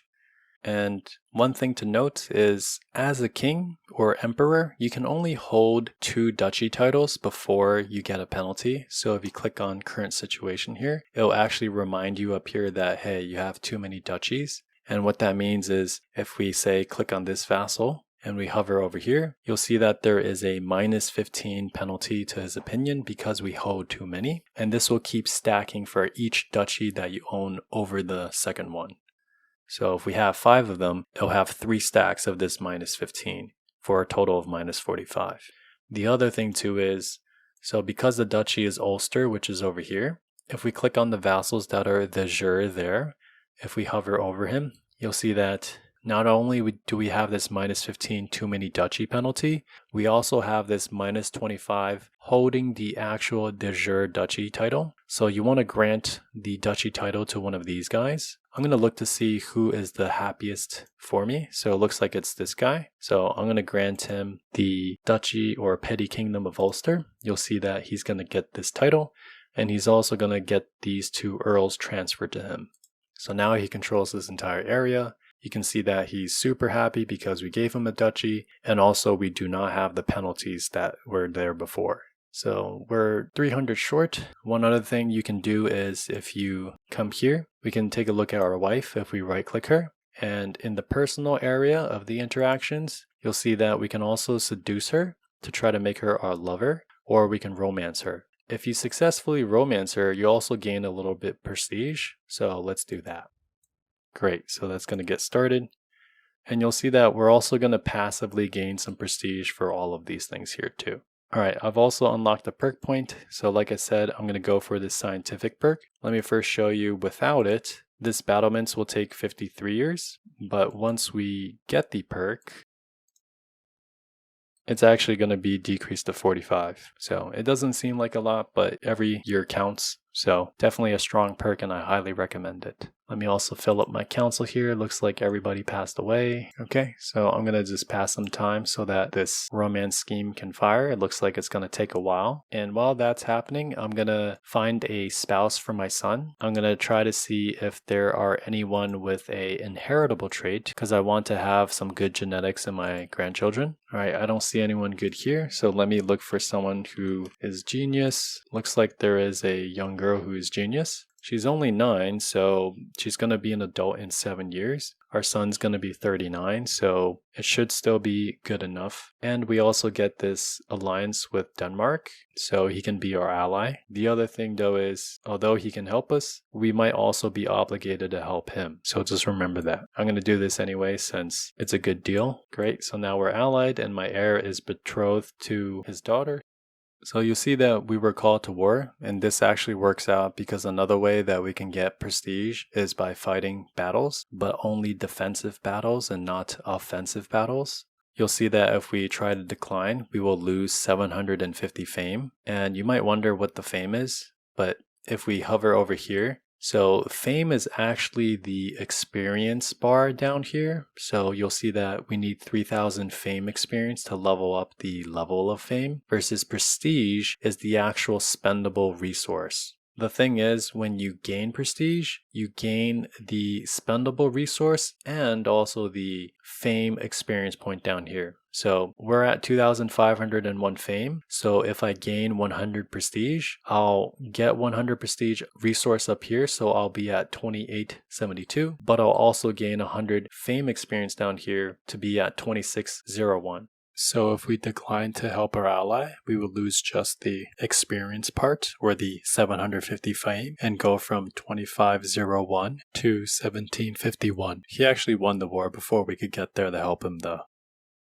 Alright, so our romance scheme is ready. So now we can choose one of these options. So let me try to go save her. And it looks like I've succeeded. So now she is my soulmate. I've also gained the 350 prestige to get us over 3000. I've even leveled up my level of fame, so now I am illustrious. We can now enact manage democracy, so let me come over to succession, and I'm going to show you what happens. So if we click on ourselves, let's click on our Duchy of Munster title. Let's click the add laws, and I'm going to hit Tanistry elective and add law. So now you see that the succession is going to be inherited according to Tanistry. This little ballot icon is going to have an election that we can go to. So these are all the possible candidates. You see that our oldest son is right here. And if you take a look on this right side, you see that I am the only elector. So whoever I vote for is going to inherit this duchy and also all the de jure titles under it. So you'll see that if I click here, he's going to inherit this entire duchy, which is 4 titles. And this extra one is over here in Dublin. My younger son is going to inherit the Duchy of Leinster and the 2 titles de jure inside of it. However, if I click on the Duchy of Leinster and I also click add law, Tanistry elective, nice, let's come over to democracy here. And you can see I can also vote for my son here. And again, I am the only voter. And watch what happens. So he's going to inherit 2 titles. Click here. And now both of these duchies are going to go to my oldest son. And so that means that these titles are going to go under election. And then the only title that is not under election is the County of Dublin. This is still under our default Confederate partition. So when we look at how it's going to default partition it to our sons, since we only have this one holding, it actually will go to our oldest son. And that's why he gets everything and not just these 2 duchies over here. And that's how you quickly get effective primogeniture so that you can keep all your holdings for yourself. And this way you can consolidate and preserve your power for generations to come. Just make sure that every time you die, you don't forget to vote for the next heir. So hopefully that wasn't too bad with succession. You can see that the only hard part was to get enough prestige. So make sure to do some of those tricks I showed you before. The other thing to also make note is to try to do it before you are going to die. It looks like we got a little lucky since my health is poor. That means that I could die in the next few years. But now that the inheritance is secure, I'm also going to show you how to make sure your realm won't collapse. So we want to start spending some of our gold here. So if we come to the realm tab here, you're going to see I can build some buildings in my holdings. So this is our capital, County of Thomond, and you'll see that it's giving us 2.82 tax, 224 levies, and it has a level 2 trade port here, and we can build 3 other things. When you click here, you're going to see there's a lot of different buildings you can build. Some of them give you gold, others give you some boost to your military. My general recommendation is to prioritize the gold buildings first, and that's because gold is going to solve most of the problems in the game. For example, you can give out bribes for more opinion, you can use gold to invite people to your schemes, you can use gold to hire mercenaries, and most importantly, you can use this gold income to fund your own super soldiers. And what I mean by that is if you look at our military here, if you come down here, you'll see that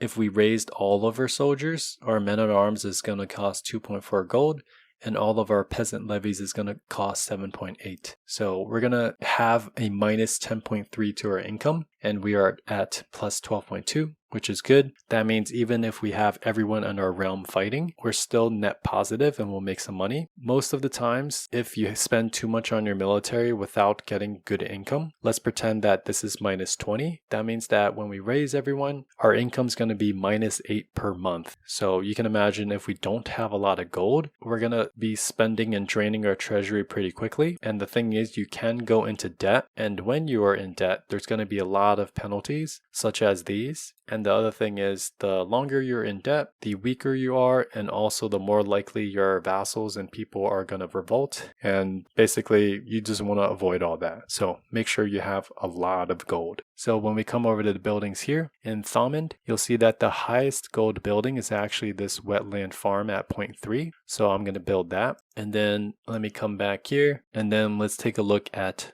Armand. So Armand here has a level 2 cattle pasture and it's got some open slots. Let's take a look here. You can see that it's got a different building called Farms and Fields. This one gives a whopping 0.5 gold per month. And if we check the rest of them, you'll see that it's actually the highest that we could build right now. There's also a trade port that's here that's also 0.3. The reason why for that is if we take a look at the Thomond itself, if you hover over it, you'll see that it says that it's a wetland terrain. You can also hover over here and it'll tell you that it's a wetland terrain, and that's going to determine the type of buildings you can build.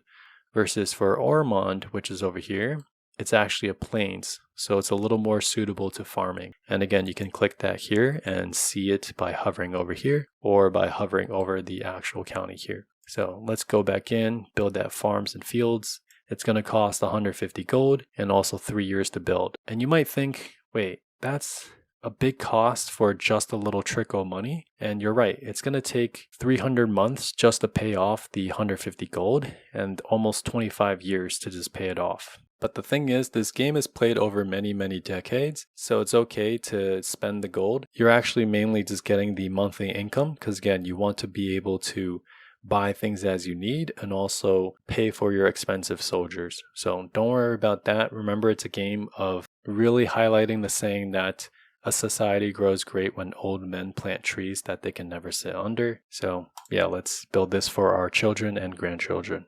And in terms of how much of this gold I'll spend, usually if my vassals are very happy, so all these strong ones are pretty happy, then I can spend most of it. The only thing that would stop me from spending it all is if my health is poor, then I want to start stacking a lot of gold so that my son can have an easy time. So I just spent those two things just to show you, but we're going to start saving money so that our son can have an okay time. Let me also talk about the army composition. So for men-at-arms, you should always have at least one siege unit, otherwise you won't be able to siege any castles. And 2 beginner builds I recommend are either 1 siege and 4 bowmen, or you can do 1 siege, 2 armored footmen, and 2 bowmen. So you can see that bowmen are pretty cheap, but they're pretty strong. And for armored footmen, they're more expensive, but they're much stronger than peasant levies. Troops like the light footmen, or skirmishers they're called, you can see they are barely better than peasant levies with their 10 damage. They do have some other stats, but the most important stat in the game is still damage overall. So you can see they're about the same. I'm going to make my composition 2 armored footmen and 2 bowmen. So the way I add it is that if we again come back to the max cost of a raised army, you'll see that we're at 10.3. And so we have a leeway of 1.9. And if we take a look at how much an armored footman is going to cost, you'll see that the full maintenance is 1.2.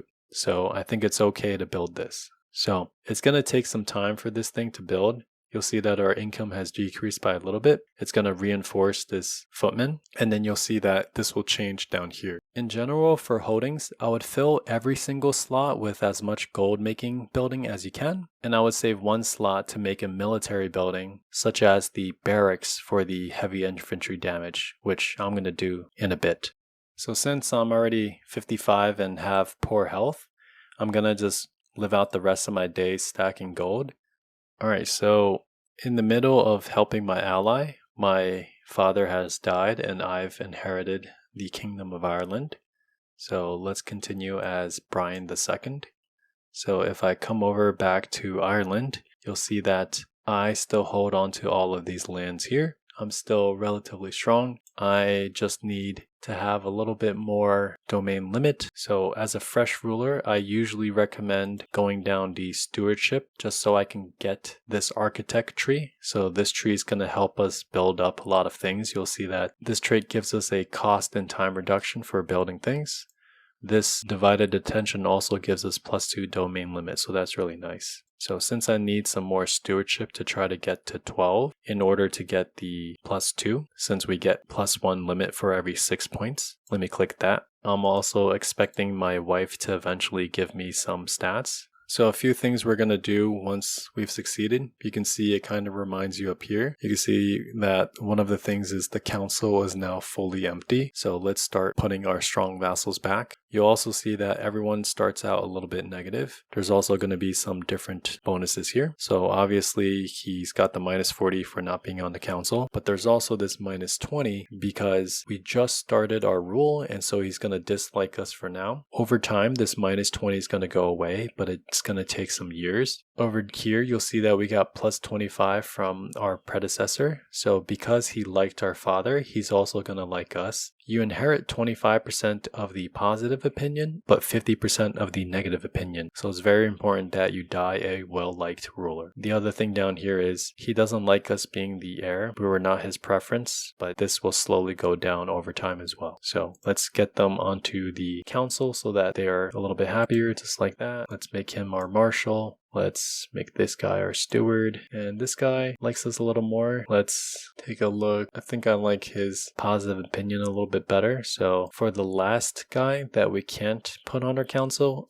I'm going to sway him so that he'll slowly get more opinion of us over time. So let's do that. And you can see that we can, if we had gold to spare, or if we need to, we can actually pay him some money to get some more opinion. So definitely very nifty to have a good amount of gold. If you come to this yellow fist, you'll see that this is the faction list. So there's going to be many different factions, and the one we have right here wants lower crown authority. And you'll see that there is this bar, and it tells you that the faction currently has 26% military power, and it needs to have more than 80% in order to be able to press their claim. So you can see that if they don't have enough strength, they're too weak to send us the ultimatum. If you also click that little arrow, it'll reveal who is in the faction. If you hover over the person, it'll tell you why they are in this faction. This can be a little confusing because green seems good, but actually you want this value to be less than +5. So right now his personality makes it so that he's +7 motivated to join this faction. And because my crown authority is limited, this is going to be +10 commitment to the faction. And just to remind you, limited crown authority is level 2. So actually if I decrease that on purpose, it'll make him a little bit happier and also increase his opinion here. But because he's kind of weak, I'm not going to bother. I'll just let him sit here and brew his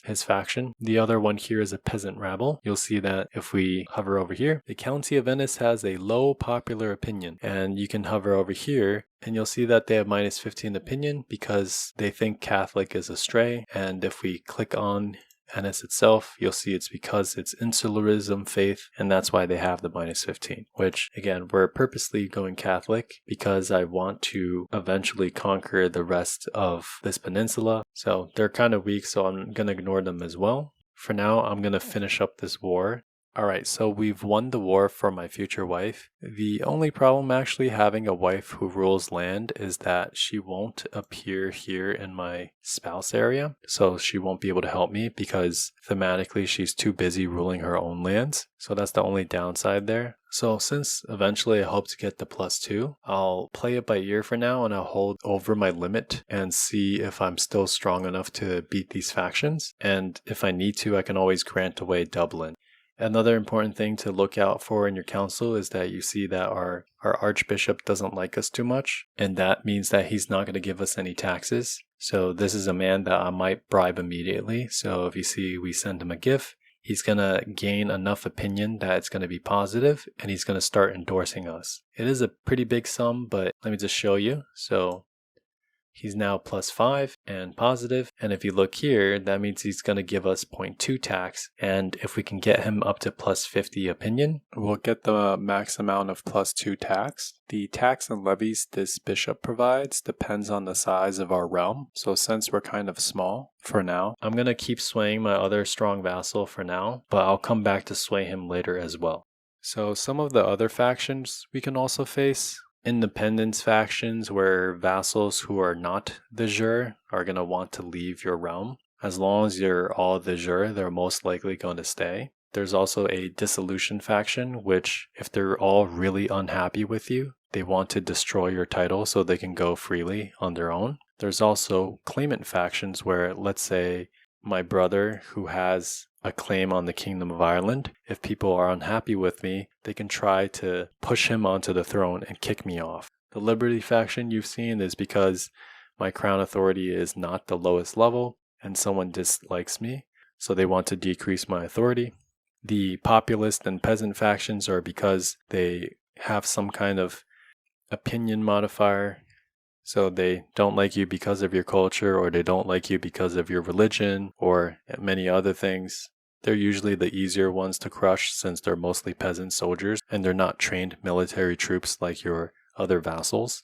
So those are the different factions and why they come about. As a beginner, focus on making yourself as strong as you can by having as many holdings with gold income as possible. Then you can also check out the reasons for why vassals are unhappy by hovering over their icon on this faction page. Otherwise, I would advise conquering slowly and converting the culture and religion of the territories so that you can prevent uprisings. You can also check out my other videos for advanced tips on factions if needed. So remember those implicit claims that our children had? Well, because our father, King Murchad, died, all the children are eligible to inherit a press claim. But if my brother Prince Donchad dies now, this press claim will become a unpressed claim for his children. And if his children die, those unpressed claims will disappear. So eventually those claimants will disappear over time.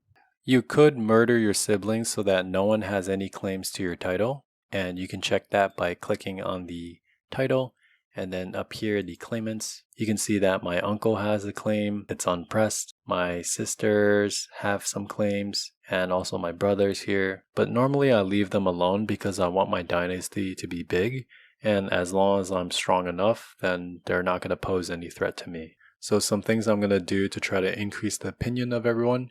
I'm going to host a feast, and I'm also going to try to host a hunt. This time I'm going to go for more opinion since I don't need the prestige. We've successfully gained some opinion with our vassals and some prestige. Looks like he's improved a little bit because we were friendly with him, so that's nice.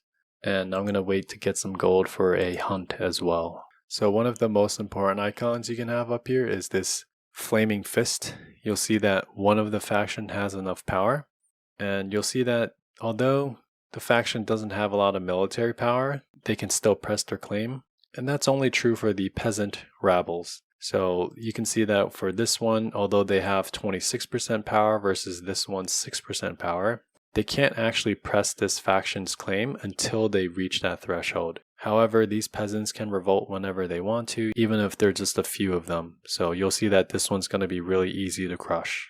It looks like one of our other vassals has also joined this faction. Looks like I am slowly increasing his opinion as well. You can see that I've increased it enough and now he's disappeared. Great, I have an heir on the way. and it looks like this peasant rabble is now ready to fire. So we can either give in to their demands, which is to decrease the control by a lot, which again we don't want. We want to control our territory completely, or we can try to fight them. So let's fight them. We click that. We're now at war. You can see that he only has 131 troops, and they are all peasant levies, so very, very weak. So let's come put the banner to our capital. We're going to raise everyone here. It's going to take 6 days. Let's have them go for the kill over there. And very nice. And we've demolished them, so we can enforce our demands. It's going to have locals pacifized. We've forced people to be happy for 25 years. So we're going to enforce those demands and disband our military. For prisoners, you can do a bunch of different things. If you want, you can execute the traitor. You'll gain some dread, which is this stat over here that I haven't talked about. Dread, if you have enough, is going to make you feared by your vassals, and they might be less likely to join factions. Sometimes it can be hard to get, since the only thing you can reliably do is to execute prisoners. So since this guy is a criminal, no one's going to think I'm a tyrant, so I can execute him. If he had some money, I could also ransom him away. He also looks like a pretty strong fighter, so you could negotiate him to join you. That's not a bad idea sometimes. And if we take a look at our knights, if he does join us, he would be the strongest knight by a long shot. So since I think I'm okay on the dread, I'm going to actually recruit him. And you'll see that he's joined us and he's now my knight. And again, he's my strongest knight. And it's okay. He's going to get happier over time. So again, as long as it looks like people are relatively happy, even though we have this big penalty of 40%, so we can still hold on to everything and slowly increase our money. And it looks like I have a daughter now, so now I have an heir. So nice. She's also a genius. So you'll see that the genius gives a lot of stats and a lot of lifestyle experience, so that's very nice. I'm going to educate her myself so that I could teach her the ways of stewardship. I'm going to select the stewardship education. And so from here, this realm should be pretty stable. And I could wait until my stewardship lifestyle is far enough so that I could get this +2 limit. And then once I get down to architect as well, I could switch up to scholarship in the learning path. And again, go for scientific and go down the whole body tree to live a little bit longer.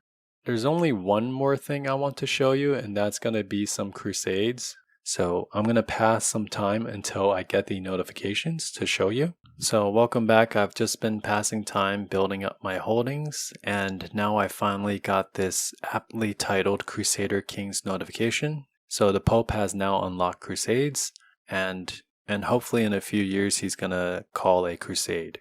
So after a few months, I've gotten this notification that a crusade is going to take place. So you can either pledge your warriors to the cause, so you'll be actively participating, or you can just give some gold in order to get some piety, or you can just consider not joining. Let's commit our warriors to the cause. And if you look at this little holy shield down here, you'll see that in 16 months, they're going to call a crusade for the Kingdom of Pomerania. And if we don't know where it is, we can just click on this title right here and click it one more time, and it'll show you where we're going to fight. You can actually change where you want it to go if you come down here to redirect it. So we're going to get a list of where we can choose, and we can spend 500 piety to convince the Pope to do so. So I'm going to choose Jerusalem because that's a classic and spend the piety. So now you'll see that the target has been changed to Jerusalem. You'll see that right now there's only a few people pledged, so we have only a few troops versus the Muslims have a lot more. Down here, you'll see that we can appoint a beneficiary. So if we are a good contributor to the war, our beneficiary is going to inherit a good portion of the land. So out of everyone that's eligible here, you'll see that only the top 3 are. So I can have either of my sisters or my brother. Since my brother was passed over of some inheritance before, I'm going to just choose him. And if you didn't remember to choose him, you can also see up here, there's a reminder. And the other thing is you can also choose your beneficiary even after the war has started, as long as you pick someone before it actually ends. So let's pick him for now. So the war chest down here is going to grow in size depending on how many people join. And you can receive a portion of this depending on how big your contribution is. And if you wanted to donate some gold, you can donate for some piety. I'm not going to do that now since I don't need piety. So let's wait 16 months until the crusade begins. Alright, so it is finally the time that we need to march onto Jerusalem. And you'll see that the war chest has increased a little bit. If we take a look here, you'll see that there are a lot of Christians, including the Pope himself, fighting. There are also a lot of defenders fighting on the Islam side. So it looks like we should win, but you'll see in a bit that the AI can be kind of finicky. Let's raise all our troops here, and we're going to sail all the way over to Jerusalem. That's over here. Let me park them in the coastal sea right here just to see what the AIs do. Alright, so hopefully things will go well. Oh wait, where are you guys going? They're hanging out for a party here, it looks like. Okay. Are you coming? I see. Combat's already started. Looks like they're gonna invade here, so let's come with them. Okay, not too bad. The thing is, Jerusalem's over here, guys.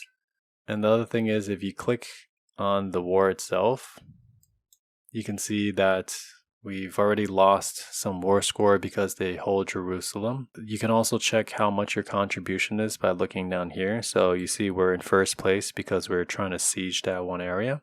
Just as a general advice, having battles is actually the best way. Since they're moving together, let's actually go with them. Looks like we finally stacked together. Maybe we can actually win this.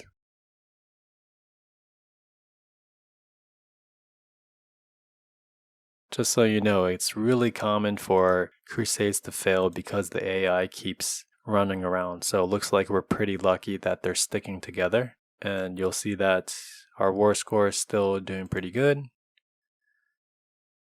We also have this peasant faction, so we're gonna go to war with them. Let's take a look at where they're at. So this is a good point to have the mercenaries come out. So let's put our rally point right next to them. I'm going to come to the mercenary tab. I'm going to hire the first group here for 247 gold, and they can help take care of things at home. So I'm just going to watch it happen to make sure that they capture them. Great. So once the peasants have been put down, we can win this war. Since I have these troops already hired, let me come down here and send them along to the crusade. Oh, it looks like I missed out on a battle. Let me help take this down with the siege. It looks like we're gonna come over here for a big battle. Let me join them.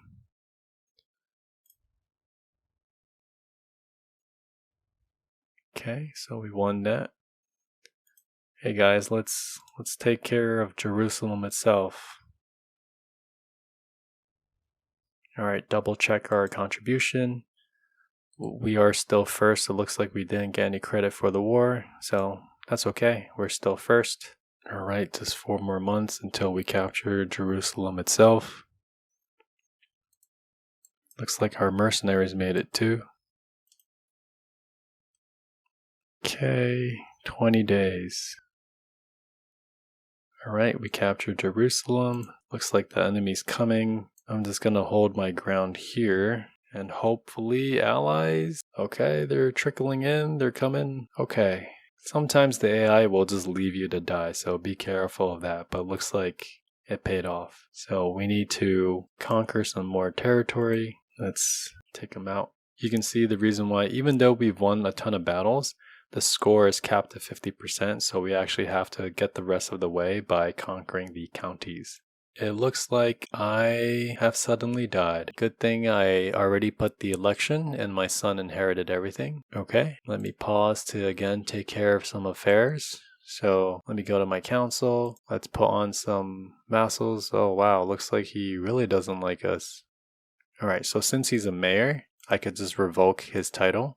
And now give the barony to a new person, and you can see that they already like us a lot. Alright, so that's easy to fix. These guys are dukes and earls, so not much, I can't revoke them. Looks like you're good for steward, you're good for marshal. You're gonna die soon, but let me put you here. And the last two are also mayors, so let me do the same trick. Let me revoke the city titles from him, and also revoke the city title from the other guy. All right, and if we come here into our realm, here's that city title. You'll see that this red exclamation says, hey, this is the wrong holding because we are a feudal government, but again, these are republics. So you need to give it to someone who is a mayor. It'll also remind you up here in the current situation that, hey, these holdings are the wrong types, so you should probably give them away. So let's grant this to a noble, and you'll see that, again, he already kind of likes us. Let's come over here to this city and grant it to also a new person, and again, he kind of likes us. It looks like our mom can be allied, so we're going to say yeah. And we do have some money, and let's fill out our last slot. So actually, let's reassign him since his is pretty good. I'm going to bribe him so that he won't try to kill us. Actually, I shouldn't bribe him because he's going to die soon, so let's just take the chance. Let's put this guy over here, and let's put this mayor here since her stewardship's pretty good. I'll have her develop Thomond actually, so this task is going to increase the development growth. So it looks like he's done with his converting. Let's have him convert some more. And he's the only guy I want to bribe right now so I can get some endorsement. So you can see that this has increased over time. So now it's 3.4 instead of the previous 2.0. We also will not have a teacher. So let's right click ourselves and educate ourselves. Let me sort by stewardship since I want someone to teach me how to do stewardship. So you want someone who not only is good at it, but primarily will not kill you. So let me just have our archbishop. He's also going to gain some more opinions, so that's a win-win. So you can see he likes us a little more. We're getting even more tax from him. So great, thank you. Let me first nominate the successors before I forget. So let's go for our brother. Let's also go for the other title and go for our brother. That way, in case if we die, at least our brother will hold everything. All right, and our beneficiary has changed, so let's click here. So let's put our uncle here so that since he doesn't like us, he can kind of just go away if we win. So, all right, and we're kind of lucky. Our uncle actually supports us a little bit, so we can hold a good amount. So hopefully no factions pop up. Looks like there's just one, so nothing we can do about it for now, but he's not too strong, so let's hope it stays that way. All right, let's come back to the crusade. So let's unpause. We're going to be conquering Jaffa here. We can have our allies take care of the battle. Let's just double check that. Yep, we are still first. So let's take out Jaffa here.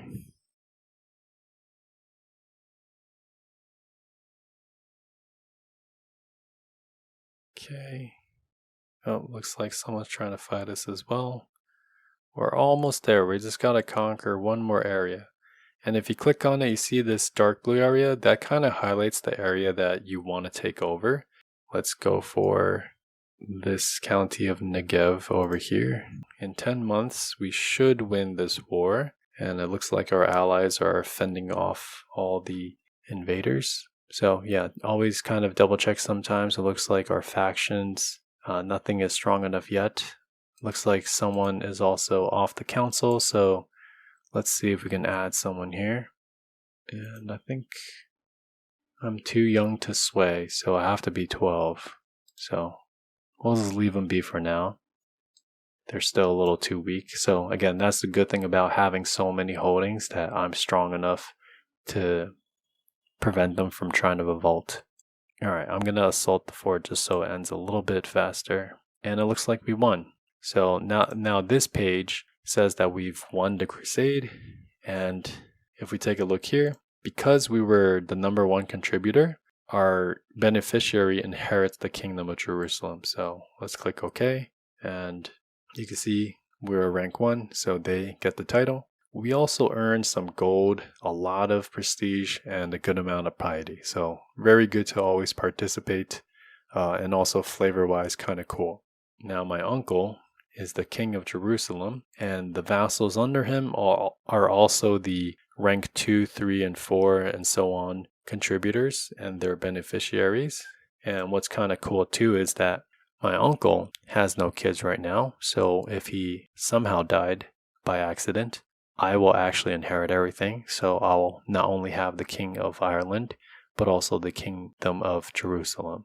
You can always, if you really want to, you could try to murder him, except he's a little too far away, so maybe you have to conquer one of these territories here, for example, and you can get into range. But yeah, we'll leave him alone for now. It looks like a faction's strong enough, so looks like there's enough people that are not happy. So, alright, let's come over here. So I'm going to look for the person with the lowest commitment. So this guy right here has only +15. So you can see that he has -6 opinion. So it's kind of the opposite again. So -6 means because he likes us by 6, he also is willing to leave it. So if we right click him and send gift, you'll see that he'll get 21 opinion, and that's enough to push him down. So if we hover again, you'll see that he's -17, which is over the +5. So if we just pass a little bit of time, he should leave the faction. And there you go, he leaves the faction. So he's kind of happy. So yeah, there you go for controlling the faction there. If we really needed to, we could also bribe this vassal as well. With this A New Kingdom notification, we get an option to play as our uncle, the new King of Jerusalem, or we can remain as ourselves. If you play your uncle or click this first option by accident, the only way you can change back to the King of Ireland is to hit the escape button and then select this switch character button. The only downside to this is that it would disable achievements for this run. Okay, and that was the last thing I wanted to talk about. I hope you've enjoyed this guided tutorial so far. I think I've taught you enough basics that you can survive succession and also have a direction on how to become stronger. Now you can do whatever you want with this starter kingdom, and there is no way to win the game, and instead you can go wherever your heart wishes. So if you wanted to conquer England and Scotland to form the Empire of Britannia, you can. You can stay isolated here and focus on building the strongest Irish army on earth to fight in crusades. You can scheme and put your family members onto the other thrones by marrying them into the lines of succession and then murdering the ones that are in your way. And when you're done playing with the Irish dynasty, you can click on the achievements here and you can see all the other ones that you can do. You can also play, in different regions to explore different cultures and also different religions. There's a lot of them. And you can also come back here and either play on a different date, or you can play any of these other different characters too. And again, these are some pretty good recommendations for some fun historical plays. DLCs will also unlock more game mechanics and also different ways to play, so you can do that too. I really enjoy Crusader Kings 3, and there's so much to enjoy. I also will have a follow-up video on conquering the rest of Britannia if you want to watch that. If this video has helped you out, please consider subscribing and liking this video. It helps me tremendously, so thank you very much. You can also check out my channel for other guides, or leave a comment if you have any specific questions or want to see a specific topic discussed. Thank you for watching. This is Bread God, and I hope you have a good day.